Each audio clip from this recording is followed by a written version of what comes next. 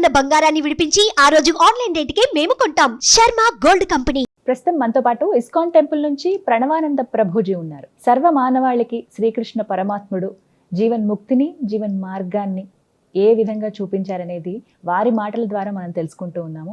వారు ప్రత్యేకంగా గోవర్ధన్ ఇకో విలేజ్ ముంబైలో ఉన్నటువంటి ఆశ్రమంలో వారు సేవ చేస్తూ ఉంటారు. శ్రీకృష్ణ భగవానుడి గురించి, వారి లీలల గురించి ఎన్నో వీడియోస్లో మనం వారి మాటల్లో వింటూ ఉన్నాము. ప్రస్తుతం మనతో పాటు స్టూడియోలో ఉన్నారు ప్రణవానంద ప్రభుజీ. వారితో మాట్లాడదాం, మరిన్ని విషయాలు తెలుసుకుందాం. నమస్కారం ప్రభుజీ. హరే కృష్ణ. నమస్కారం అండి. ఏకాదశి వస్తుంది, చాలా విశిష్టమైన రోజు అని చెప్తూ ఉంటారు. కొన్ని ప్రాంతాల్లో అయితే అసలు పండగే ఆ రోజున. అందులోనూ ఆ రోజు స్పెషల్ దర్శనం ఉంటుంది ప్రతి ఒక్కరికి వైష్ణవ ఆలయాల్లో. ఏకాదశి వ్రతాలని కూడా ఆచరిస్తూ ఉంటారు. ఆ వ్రతాలు ఎలా చేయాలి, చేస్తే ఏమిటి అనేది కూడా చాలామంది ఒక క్వశ్చన్ అడుగుతూ ఉన్నారు. ఆచరించే విధానం చెప్పండి, అలాగే చేస్తే కలిగేటువంటి ఫలితం ఏమిటి, ఎందుకు చేయాలి అనేది కూడా వివరించండి. అన్నిటికంటే గొప్పదైన వ్రతం ఏదైనా ఉంటే అది ఏకాదశి వ్రతం. అన్ని వ్రతాలు చేసి ఏకాదశి చేయకపోయారనుకోండి, ఏ వ్రతం ఫలితం రాదు. ఓ, ఏకాదశి వ్రతం ఒక్కటి చేసి ఏ వ్రతము చేయలేదనుకోండి, అన్ని వ్రతాల ఫలితం ఏకాదశి ఇవ్వగలుగుతాం. మన శాస్త్రంలో ఉపవాసం అని చెప్పింది కేవలం ఏకాదశికి మాత్రమే. ఓ, కానీ చాలా మంది ఈ రోజు మేము ఉపవాసం చేస్తున్నామండి, ఆ రోజు ఉపవాసం చేస్తున్నామండి, అలా ఇలా చెప్తారు. కానీ ఎక్కడ కూడా అంత నియమంగా ఉపవాసం గురించి చెప్పింది మన శాస్త్రంలో, అంత నియమంగా ఉండాలి అని చెప్పింది కేవలం ఏకాదశికి మాత్రమే. విష్ణువాసరము అని అంటారు. అన్నిటికంటే favourite day of lord Vishnu Ekadashi. Ekadashi వ్రతం వల్ల అసలండి దాని వల్ల వచ్చే ఆధ్యాత్మిక బెనిఫిట్స్ అనేవి మనం చెప్పలేము. ఉపవాసం అంటే ఫస్ట్ అందరూ మేము ఒకసారి ఏకాదశి వ్రతం గురించి చెప్పామండి, ఎలా ఉపవాసం ఉండాలి అన్ని విషయాలు చెప్పాక ఒకళ్ళు హ్యాండ్ రేస్ చేశారనమాట, మాకు ప్రశ్న ఉంది అని. అయితే ఏం ప్రశ్న ఉంది అని అడిగితే, ఏకాదశి రోజు ఏం తినచ్చండి అని ప్రశ్న అడిగారు అనమాట. గంట సేపు నేను లెక్చర్ ఏకాదశి ఉపవాసం ఎందుకు చేయాలి అని చెప్పాక ఏకాదశి రోజు ఏం తినచ్చు అని లెక్చర్ క్వశ్చన్ అడుగుతున్నారనమాట. అయితే ఉపవాసము అంటే ఏంటో ఫస్ట్ అర్థం చేసుకుందాం. ఉప అంటే దగ్గరగా, వాసం అని అంటే ఉండటం. ఉపవాసం అని అంటే భగవంతుడికి దగ్గరగా ఉండటం. ఏ ఉపవాసానికంటే ఇదే నియమం అండి. చాలా మంది ఏం చేస్తారు తెలుసా అండి, మేము ఈరోజు కటిక ఉపవాసం, నీళ్లు కూడా స్వీకరించట్లేదు అని హ్యాపీగా టీవీ ఆన్ చేసుకొని ఇలా బెడ్ పైన పడుకొని ప్రొద్దున నుంచి రాత్రి రాకే ఏ సీరియల్లో ఏ సినిమాలు చూస్తూ ఉంటారు. అయ్యా లేచి గుడికి రండి అండి, నామం లేదు, శరీరంలో ఓపిక లేదు, నిర్జల వ్రతం ఈరోజు. మనం అండి దేన్నైనా సరే ఎంత మెటీరియలిస్టిక్ గా మార్చే శక్తి మానవుడి దగ్గర ఉందండి. శివరాత్రి రోజు జాగరణ చేయండి అంటే లేట్ నైట్ షోలు వాటిలలో సినిమా థియేటర్లో కూర్చొని జాగరణ చేస్తుంటారు. శివుడు పాపం ఏమనుకుంటాడో, ఎంత బాధపడతారో ఇలాంటి వాళ్ళని చూసి ఆశ్చర్యం వేస్తుంది. మనం దేన్నైనా సరే ఎలా పాడు చేయొచ్చో అంత, ఎంత ఫాస్ట్ గా మానవ బ్రెయిన్ పనిచేస్తుందంటే అంత పనిచేస్తుంది.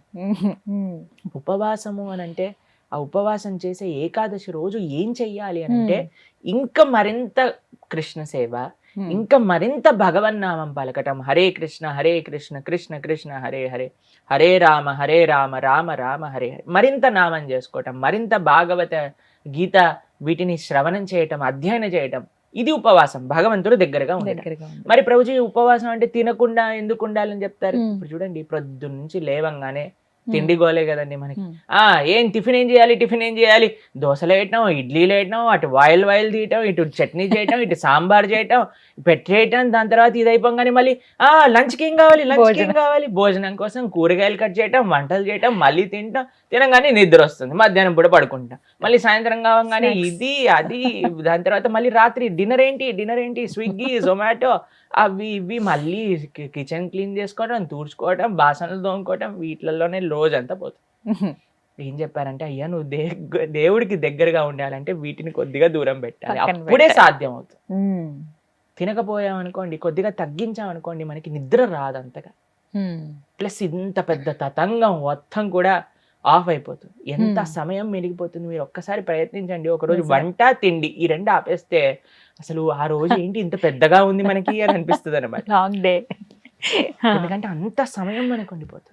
కాబట్టి ఏకాదశి రోజు ఏంటి నియమం, ముఖ్య నియమం ఏంటి అని అంటే ఎంత వీలైతే అంత భక్తితో ఉండటం, భగవంతుడి యొక్క ఆరాధన చేయటం, ఆలయానికి వెళ్ళడం, వైష్ణవుల సేవ చేసుకోవటం, భగవన్నామాన్ని జపం చేయటం, గీతా భాగవతాలు శ్రవణం చేయటం, సత్సంగంలో ఉండటం, ఇది ఏకాదశి ముఖ్య నియమం.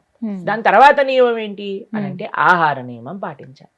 ఏంటి ఆహార నియమం పాటించాలి అని అంటే ధాన్యంలో ఏకాదశి రోజు పాప పురుషుడు ఉంటాడు అని చెప్తారనమాట. ధాన్యం అని అంటే రైస్, దాల్, పప్పులు, తర్వాత గోధుమలు, తర్వాత వరి, వీటన్నిటిలో అనమాట. కాబట్టి ఆ రోజు మనం వీటి నుంచి దూరంగా ఉండి మరి ఏం స్వీకరించవచ్చు, పాలు, పండ్లు. తర్వాత మీకు అవి కూడా కాదండి, మరి మాకు ఇంకా శరీరం సహకరించట్లేదు, కొంతమంది ఉంటారు కదండి, బీపీ ఉంటుంది, షుగర్ ఉంటుంది, అటువంటి వాళ్ళు ఏం చేస్తారు అని అంటే మీకు సగ్గు బియ్యం అని దొరుకుతాయి, లేదా కొర్రలు అని దొరుకుతాయి అనమాట. వాటిని ఇవన్నీ కొన్ని ఏకాదశి రోజు స్వీకరించవచ్చు అని ఎలవ్ చేసినాం అనమాట. కాబట్టి ఇప్పుడు సరే రోజు సాబుదానా సగ్గుబియ్యం ఎలవ్ చేశారంటే సగ్గుబియ్యం పాయసం, సగ్గుబియ్యం వడలు, సగ్గుబియ్యం ఉప్మా, అన్ని ఒక 10-15 రకాలు చేసుకొని తినమని చెప్పట్లేదండి మేము.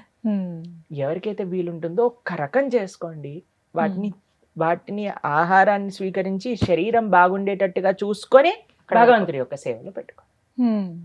కాబట్టి ఏకాదశి ప్రధాన నియమం ఏంటి అని అంటే భగవంతుడి దగ్గరగా ఉండట. అని కొంతమంది కటిక ఉపవాసం అని ఉంటారండి, నీళ్లు మాత్రమే స్వీకరిస్తారు ఆ రోజు. నీళ్లు కూడా స్వీకరించరు, దాన్ని కటిక ఉపవాసం అంటారు, నిర్జల వ్రతము అని అంటారు అనమాట. చెయ్యండి ప్రభుజీ, మేము నిర్జల చేస్తూ బ్రహ్మాండంగా ప్రొద్దు నుంచి రాత్రి దాకా జపం చేసుకునే శక్తి మా దగ్గర ఉంది అని అంటే పర్ఫెక్ట్.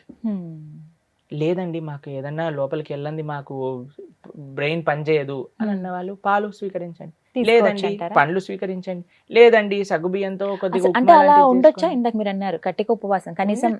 చాలా మంది భక్తులు ఉంటారు, మా ఆశ్రమంలో ఎంతో మంది ఉంటారు. మరి మీ విషయం ఏంటి ప్రభుజీ, మీరు ఉండరా అని అంటే మేము మధ్యాహ్నం వరకు మాత్రం నీరు తీసుకోకుండా, ఏం ఆహారం తీసుకోకుండా ఉపవాసం. మధ్యాహ్నం పూట కొద్దిగా పాలు, కొద్దిగా పండ్లు అలాంటివి స్వీకరిస్తాం అన్నమాట. అలా మేము ఏకాదశి ఉపవాసం చేయడానికి ప్రయత్నం. వ్రతం, ఏకాదశి వ్రతం అంటే ఏ విధంగా? ఉపవాసమే ఆనిస్తేనే వ్రతం అంటారు. ప్రతి నెలలో 2 ఏకాదశులు వస్తాయి. అవును. ఆ 2 ఏకాదశులు సంవత్సరం పాటు మొత్తం అన్ని ఏకాదశులు కానీ మనం ఉండగలిగితే దానికంటే గొప్ప వ్రతం ఇంకొకటి లేదు. ఏం జరుగుతుంది ఏకాదశి వ్రతం చేస్తే? భగవంతుడి యొక్క పూర్తి కృప మన పైన ఉంటుంది. ఏకాదశి భక్తి జనని అని అంటారు. మన మనసులో భగవంతుడి పట్ల ప్రేమ కలుగుతుంది, దానికంటే గొప్ప వరం ఇంకేం కావాలండి. నిజమే కదా. కాబట్టి ఏకాదశి వ్రతం తప్పకుండా చేయాలి. అందరూ కూడా ఆ ఏకాదశి వ్రత మహాత్యాన్ని తెలుసుకోండి, చక్కగా ఏకాదశి వ్రతాన్ని ఆచరించడానికి ప్రయత్నం చేయండి. ఇప్పుడు వైకుంఠ ఏకాదశి చాలా అద్భుతమైన రోజు, మీరు సంకల్పం తీసుకొని ముందుకెళ్ళడానికి. చాలా మంది మమ్మల్ని అడుగుతుంటారు, రోజు మా ఇంట్లో ఎవరో వెళ్ళిపోయారు, లేదా మాకు మైల్ ఉంది, అశౌచం ఉంది, మీరు ఎలా ఉన్నా ఏం జరుగుతున్నా ఏకాదశి మాత్రం పాటించవచ్చు, దాంట్లో ఏం ప్రాబ్లం. ఆ రోజు ఖచ్చితంగా ఇవి వింటే బాగుంటుంది, ఇవి పఠిస్తే బాగుంటుంది. భాగవతం వినాలి, భాగవతం చదువుకోవాలి, భగవన్నామం జపం చేయాలి, కీర్తన చేసుకోవాలి, ఆలయానికి వెళ్ళాలి, కృష్ణుడికి తులసితో అర్చన చేయాలి. ఇవన్నీ ఏకాదశికి చాలా మంచి. ఆ రోజున ప్రత్యేకించి ఉత్తర ద్వార దర్శనం ఉంటుంది. అవును, వైకుంఠ ద్వార దర్శనము అని అంటారు. అన్ని ఆలయాలలో మనకి కలుగుతుంది. చక్కగా దర్శనం చేసుకొని వైకుంఠ ఏకాదశి కాదండి, అన్ని ఏకాదశులకి ఇవే నియమాలు. భగవద్ ఆరాధన, భగవన్నామ జపం, భాగవత స్మరణ, ఇవే అన్ని ఏకాదశి. కాబట్టి తప్పకుండా ప్రతి ఒక్కళ్ళు చేయాల్సిన వ్రతం ఏకాదశి వ్రతం. ఎవరైనా ఆచరించవచ్చు, ఏ వయసు వాళ్ళైనా కూడా చేయవచ్చు, చేయదగింది అని అంటే కనుక. ఎస్, చేయగలమన్న ఓపిక ఉండాలి, ఆ ఆసక్తి, ఆ నిష్ట ఉంటే ఖచ్చితంగా ఎవరైనా పాటించవచ్చు అంటారు. చాలా సంతోషం ప్రభుజీ, నమస్తే. హరే కృష్ణ. సుమన్ టీవీలో మీ పర్సనల్ అండ్ బిజినెస్ ప్రమోషన్స్ కోసం కింది నెంబర్కి కాంటాక్ట్ చేయండి.